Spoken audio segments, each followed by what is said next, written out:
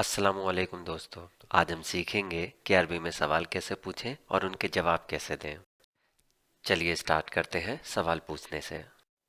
अगर आपने मेरा वीडियो जिसमें मैंने हादा और जालिका को समझाया था नहीं देखा है तो मेरी आपसे रिक्वेस्ट है कि आप पहले वह वीडियो देख लें, क्योंकि आज मैं हादा और जालिका दोनों वर्ड्स को इस वीडियो में इस्तेमाल करूंगा। अरबी में सवाल पूछने के लिए बहुत से वर्ड्स हैं, लेकिन इस वीडियो में हम उनमें से दो वर्ड्स सीखेंगे। पहला वर्ड है माँ और दूसरा वर्ड है आ।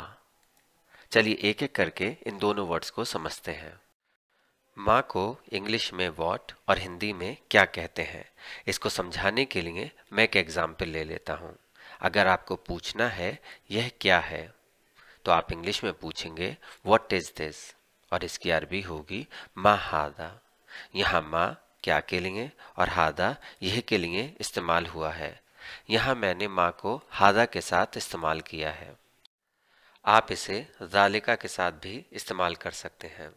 मतलब अगर आपको पूछना है वह क्या है, तो आप इसे इंग्लिश में कहेंगे व्हाट इज दैट, और इसकी अरबी होगी मा जालिका। यहाँ माँ क्या के लिए और जालिका वह के लिए इस्तेमाल हुआ है। चलिए अब बात करते हैं आ की। आ को इंग्लिश में इज और हिंदी में क्या कहते हैं। चलिए इसे भी एक एग्जाम्पल से समझते हैं। अगर आपको पूछना है क्या ये पेन है, तो आप इंग्लिश में पूछेंगे इज दिस अ पेन, और इसकी अरबी होगी अहादा कलम। यहाँ आ क्या के लिए, हादा यह के लिए और कलम पेन के लिए इस्तेमाल हुआ है। चलिए इसका एक और एग्जाम्पल ले लेते हैं। अगर आपको पूछना है क्या वह किताब है, तो आप इंग्लिश में पूछेंगे इज दैट अ बुक, और इसकी अरबी होगी अदाले का किताब। तो आपने देखा कि माँ और आ दोनों ही सवाल पूछने के लिए इस्तेमाल होते हैं। अगर आपको किसी ऐसी चीज़ के बारे में पूछना है जिसका आपको बिल्कुल भी आइडिया नहीं है, तो आप माँ का इस्तेमाल करेंगे। इसमें क्या सेंटेंस के बीच में आता है।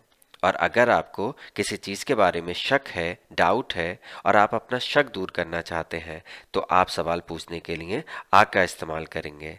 इसमें क्या सेंटेंस के शुरू में आता है। अरबी में आपने सवाल पूछना तो सीख लिया, अब बारी आती है जवाब देने की। चलिए यह भी सीख लेते हैं।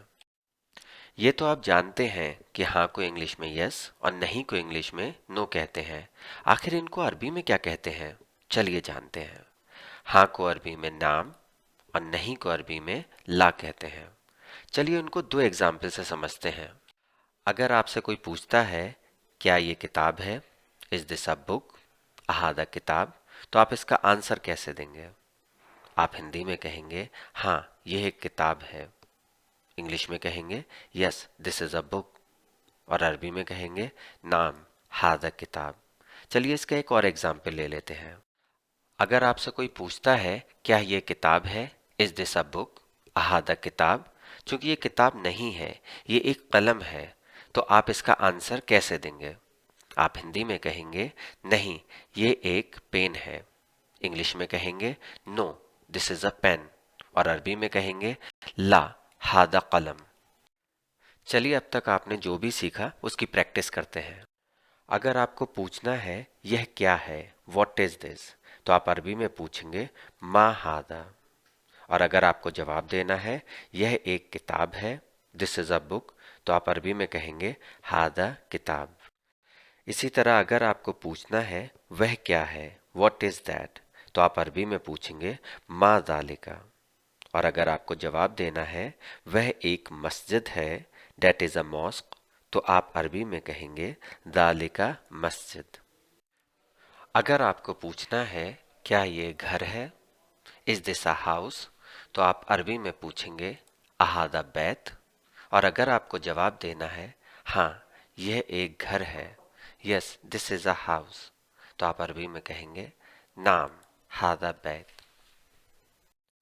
इसी तरह अगर आपको पूछना है क्या ये मस्जिद है, इज दिस अ मॉस्क, तो आप अरबी में पूछेंगे अहादा मस्जिद, और अगर आपको जवाब देना है नहीं ये एक घर है, no this is a house, तो आप अरबी में कहेंगे ला हादा बैत।